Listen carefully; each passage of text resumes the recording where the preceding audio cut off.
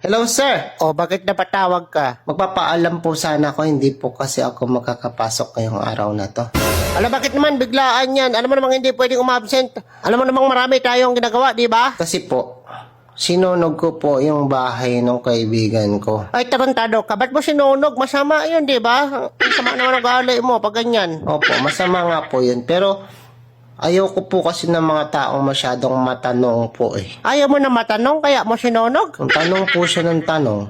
Kaya, nainis ako, madali akong mapikon eh. Ganun ka mapikon, anak ng... Yung pasensya ko maikli lang, kaya sinunog ko po yung bahay niya. Paano to? Sinunog mo yung bahay? Tinanong ka lang ng tinanong? Ano yun? Ngayon tinutulungan ko po siyang mag-ayos ng bahay. Nag-sorry na ako. Kayo po, may tanong po ba kayo, sir? Wala naman akong tinatanong. Kinakamusta lang kita kung ayos ka ba, ganun. Hindi, parang may tanong pa po kayo kung bakit ako a-absent eh. Hindi, wala.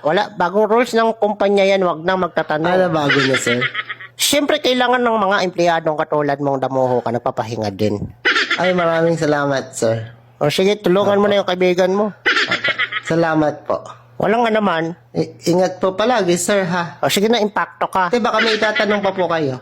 Hindi dati pa talaga ako hindi matanong na tao na boss. Siyempre na, okay. Malinaw ba sa'yo? Ganito talaga ako eh. Malinaw naman po. Sige na. Sana mag-resign ka na.